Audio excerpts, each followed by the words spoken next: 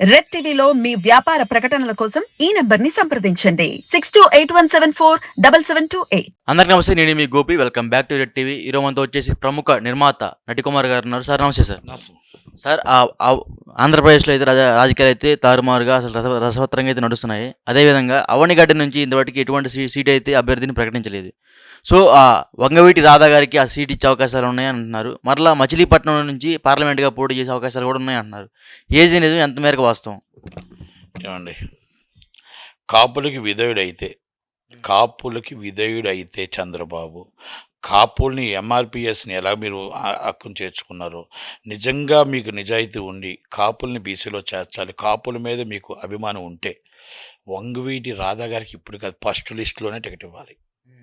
మీరు ఇప్పటికీ టికెట్ ఇవ్వకపోవడం అనేదే తప్పు. వంగవీటి మోహన రంగా గారిని చూడండి, ఆంధ్రప్రదేశ్లో బొబ్బులి అలాంటి వ్యక్తిని కొడుక్కి మీరు టికెట్ ఇవ్వలేదు ఇప్పుడు దాకా అంటే చాలా తప్పు.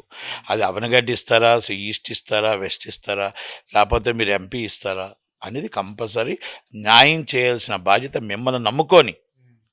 ఎంతమంది ఎన్ని మాటలన్నా ఎలాగన్నా ఫ్రెండ్స్ అందరూ వైసీపీకి రమ్మన్నా కాదు రాను అని చెప్పి ఒక మొండి పట్టుతో ఆయన ఉన్నందుకు ఆయనకి న్యాయం చేయాల్సిన బాధ్యత చంద్రబాబు గారి మీద ఉంది. ఆయన అవనగడ్డలో ఇచ్చినా గెలుస్తాడు, మచిలీపట్నం ఇచ్చినా గెలుస్తాడు, లేకపోతే ఈస్ట్లో ఇచ్చినా గెలుస్తాడు, వెస్ట్లో ఇచ్చినా గెలుస్తాడు, రాధా గారు ఎక్కడిచ్చినా గెలుస్తాడు. కనుక ఆయనకి సీట్ ఇవ్వడం న్యాయం. వేరే వాళ్ళకైతే అన్యాయం జరుగుతుందో ఏదో నేను అన్న, కానీ వంగవీటి రాధా గారికి టికెట్ ఇవ్వాలి. అది వాళ్ళ ఫాదర్ని మన కాపులకి ఒక ఆశాజ్యోతి, పేద బలియన ఆరాధ్య దైవం. ఆయన పేదల పాలిట పెన్నిది. ఎస్సీ ఎస్టీ బీసీ మైనార్టీల కోసమే ఆయన ప్రాణత్యాగం చేశాడు. నాట్ ఓన్లీ కాపు, వాళ్ళ కోసం ఇల్లు పట్టాల కోసమే ప్రాణత్యాగం చేశాడు.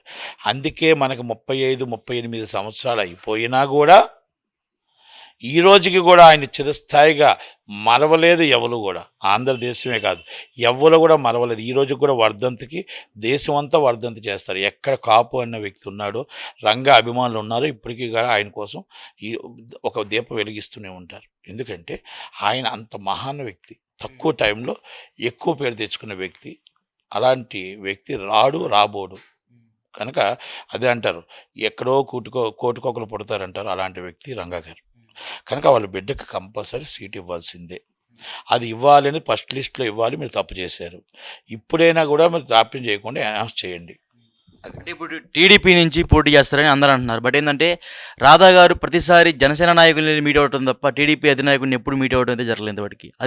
అలా ఎందుకు జరుగుతుంది అంటారు?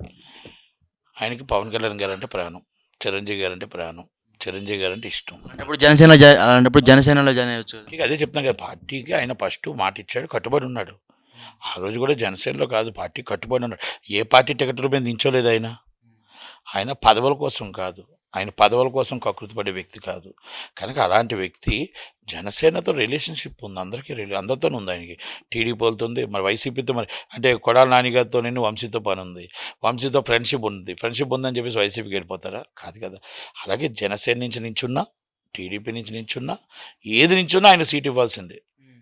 అది నా డిమాండ్. అయితే అక్కడ ప్రజలు ఏమంటున్నారంటే ఆయన 2 సార్లు పోటీ చేసి ఓడిపోయారు, ఇప్పుడు ఇక్కడ పోటీ చేసిన సరే ఓడిపోతారు, అనవసరంగా సీట్ లాస్ అవుతాం అంటున్నారు. మీరేమంటారు దానికి?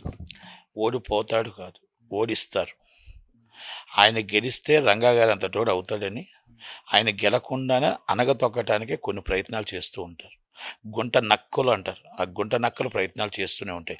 ఈ పార్టీ ఆ పార్టీ నేను అన్ను. కనుక ఆయన గెలిస్తే సింహంలాగా రంగా గారు, రెండో రంగా గారు, వంగవీటి మోహన రంగా, వంగవీటి రాధారంగా విశ్వరూపం చూపిస్తాడని ఆ భయంతోనే ఆయన ఓడిస్తూ ఉంటారు. కనుక ఆయన జాగ్రత్తగా ఈసారి పకడ్బందీగానే ఆయన కార్యకర్తలు కూడా ఆయన గెలిపించుకోవడానికి రెడీగానే ఉన్నారు ఈసారి.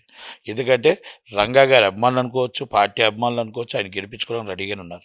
అది సార్. అదేవిధంగా నిన్న ముద్రగడ పద్మనాభం గారు ఒక కామెంట్ అయితే చేశారు. ఏంటంటే టీడీపీ వైసీపీ వాళ్ళకి చాలా ఎక్కువ సీట్లు ఉన్నాయి, వాళ్ళు ఎప్పటి నుంచో రాజకీయ భవిష్యత్తు ఉన్న వాళ్ళు, జనసేన పార్టీకి అయితే ఏం లేదు, నేను ఎందుకు జాయిన్ అవ్వాలి ఇదని ఒక మీడియా మీద అయితే ఒక వాగ్వాదం అయితే చేశారు ఆయన. దానికి మీరేమంటారు?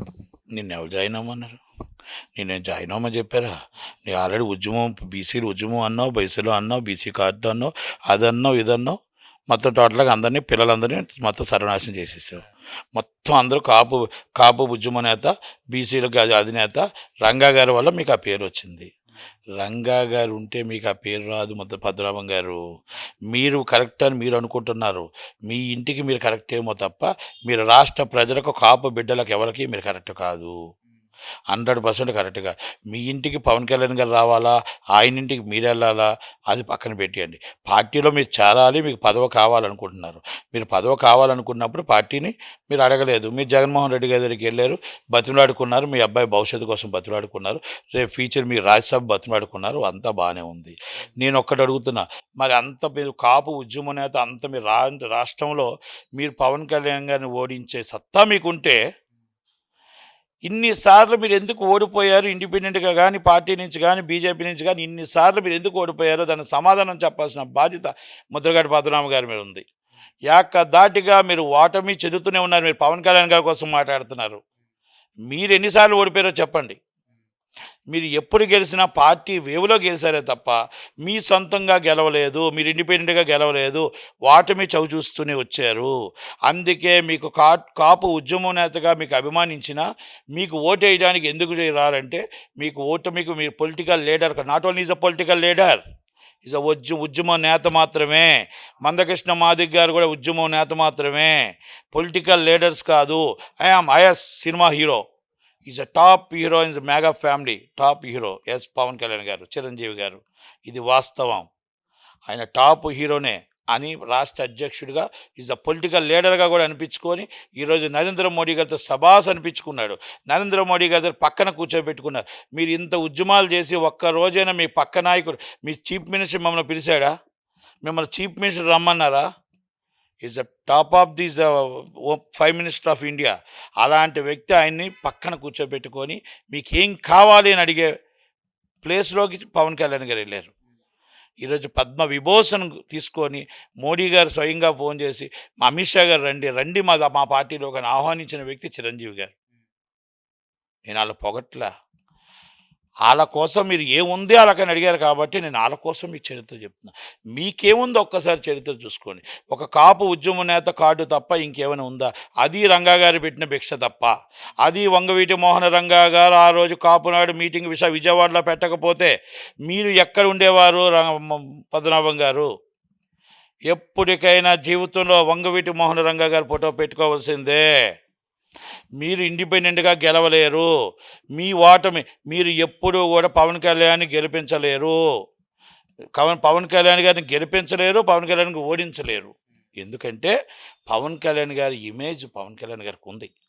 మీరు అక్కడ వచ్చి పవన్ కళ్యాణ్ గారిని వచ్చి మీరు ఓడిస్తా, నేను వంగా గీతా గారిని గెలిపిస్తా, వన్ సైడ్ ఓటింగ్. అదే అంటున్నారు సార్, పిఠాపురంలో చాలామంది పెద్ద పెద్ద నాయకులు అందరూ ఇప్పటికే దిగిపోయారు. ఇంటికో బండిస్తా అంటున్నారు. అదే క్రమంలో ముద్రగడ పద్మనాభం గారు కూడా ఖచ్చితంగా నేను పవన్ కళ్యాణ్ ఇక్కడ ఓడించి తీరుతా, వంగా గీతాన్ని గెలిపించి తీరుతా అంటున్నారు. దానికి మీరు ఏమంటారు? వంగా గీత గారు చిరంజీవి గారు ఫోటో పెట్టుకుని గెలిచారు. తర్వాత ఎప్పుడు గెలిచారు నాకు చెప్పండి. వేవ్లో ఒక జగన్మోహన్ రెడ్డి గారు వేవ్లో ఎంపీ టికెట్ గెలిచారు. ఆ టికెట్లో సత్యవతి గారు గెలిచారు. ఆ వేవ్లో నందిగాం సురేష్ గారు గెలిచారు. అస్సలు ఎవరో తెలియని ఎంపీలు అందరూ కూడా గెలిచారు. ఆ వేవ్లో గీత గారు గెలిచారు. గీత గారు అంటే నా సోదరు, నాకు బాగా అభిమానమే. కానీ చిరంజీవి గారు ఫోటో పెట్టుకొని మీరు ఎమ్మెల్యేగా గెలిచారు. ఇంతకుముందు మీరు రాజ్యసభ చేశారు టీడీపీలో. ఒక్కసారి అర్థం చేసుకోండి. ఇప్పుడు నేను పవన్ కళ్యాణ్ గారు మీరు ఓడిస్తారంటున్నారు. ఆల్రెడీ డిక్లేర్ అయిపోయింది, గెలుపు డిక్లేర్ అయింది. 1,00,000 మెజార్టీతో గెలుస్తున్నాడు. ఇది మీరు దానికి ఏమైనా ఛాలెంజ్ చేస్తారా? 1,00,000 మెజార్టీతో పవన్ కళ్యాణ్ గారు గెలుస్తున్నారు. ఇది వాస్తవం, తథ్యం. ఆ 1,00,000 మెజార్టీతో పవన్ కళ్యాణ్ గారు గెలిస్తే జీవితంలో రాజకీయ సన్యాసం తీసుకుంటారా? పద్మనాభం గారు మీరు తీసుకోరు కదా. ఎందుకు సార్? మీరు గెలిపించలేరు, ఓడించలేరు.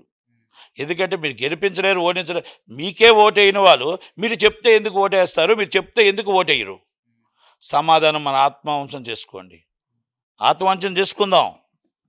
మీరు కాపు బిడ్డే, ఆయన కాపు బిడ్డే, ఆమె కాపు బిడ్డే, కాపు సాటుపరిచే. Yes, decided is fact. ఎవరు పర్ఫెక్ట్ ఎవరు కాదనేది డిసైడ్ చేస్తారు ప్రజలు. కాపులకు ఆశాజ్యోతి, ఏ రోజుకైనా సీఎం అవుతాడు పవన్ కళ్యాణ్, ఏ నాటికైనా సీఎం అవుతాడు, అవి తీరుతాడు. ఇది నా ఛాలెంజ్.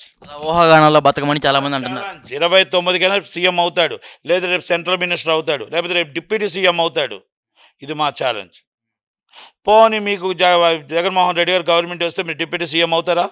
పోనీ మీరు సీఎం అవుతారా, మీరు రాజ్యసభ అవుతారా, మీరు సెంట్రల్ మినిస్టర్ అవుతారా చెప్పండి. ఎస్, దీనికైనా ఛాలెంజ్ చేద్దాం. ఏ నాటికైనా సరే ఇప్పుడు రేపు గవర్నమెంట్ వస్తే డిప్యూటీ సీఎం అవ్వచ్చు, సెంట్రల్ మినిస్టర్ అవ్వచ్చు, రేపు కాబోయే సీఎం పవన్ కళ్యాణ్ గారు అవ్వచ్చు. మీకు ఆ ఛాన్స్ ఉందా చెప్పండి. మీరు కాపు ఉద్యమ నేతగా మేము గౌరవిస్తాం, మీ కాపు బిడ్డగా మేము గౌరవిస్తాం. ఎస్, మీరు ఒకవేళ పలానా నాకు ఈ వైసీపీ గెలిస్తే, పలానా వంగగీత గారు వైసీపీని గెలిపిస్తే నాకు సీఎం ఇస్తారు, వైసీపీని గెలిపిస్తే నాకు రాజ్యసభ ఇస్తారు, వైసీపీని గెలిపిస్తే మీకు పవన్ కళ్యాణ్ ఓడిస్తే నాకు సెంట్రల్ మినిస్టర్ ఇస్తారు, స్టేట్ మినిస్టర్ ఇస్తారు అని మీరు ఒక్క మాట మీరు చెప్పగలిగితే, కాపు నాయకుడిగా ఎస్ మా ముద్రగడ పద్మనాభం గారు సీఎం అవుతున్నారు, లేకపోతే ఈ పోస్ట్ వస్తుందని చెప్పుకోవచ్చు. ఏమొస్తుంది సార్, మిమ్మల్ని ఒక పాచికగా వాడుకుంటున్నాడు జగన్మోహన్ రెడ్డి గారు, వాడుకుంటున్న యూజ్ అండ్ త్రో, వాడుకొని వదిలేసేవాడే. ఎస్, మీ చంద్రబాబు నాయుడు గారు మీ మీద పట్ల చేసిన దాంట్లో 100% బాధపడ్డాం, కష్టపడ్డాం, మీకు చేసిన ఇంట్లో అవమానానికి 100% బాధపడ్డాం. దాన్ని మేము మర్చిపోవట్లేదు. చంద్రబాబు నాయుడు గారిని వెనకేసుకు రావట్లా. మీకు ఇంటికి జరిగిన అవమానం 100% మా అందరికీ గుర్తుంది. దాన్ని మేము ఏనాడు అలాగని మీరు పవన్ కళ్యాణ్ మీద కక్ష సాధించకండి, మన కాపు బిడ్డను మీరు కక్ష సాధించకండి.